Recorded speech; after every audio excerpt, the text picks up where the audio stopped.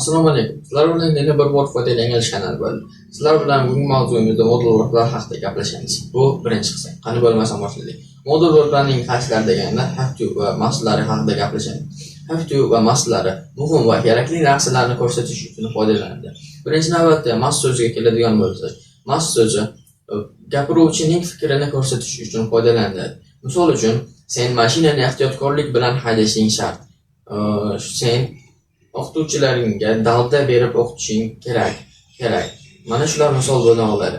Endi navbatda have to ga keladigan bo'lsak, have to so'zi quyidagilar uchun foydalaniladi. Qonun va qoidalar, vaziyatlar va tashqaridagi huquqlarimiz uchun. Misollarni ko'rib chiqadigan bo'lsak, misol uchun, sen maktab formasini, maxsus maktab formasini kiyib kelishing shart. Sen direktor bilan ko'rishishga ota-onangni boshlab olib kelishing kerak. Mana shularni bilib oldingiz. Aytgancha, ikkinchi qism 3 ta like'dan keyin chiqadi. Mana shuni bilib oldingiz. Qiziqarli va ajoyib ma'lumotlarni faqatgina foydali English kanalida bilib olishingiz mumkin.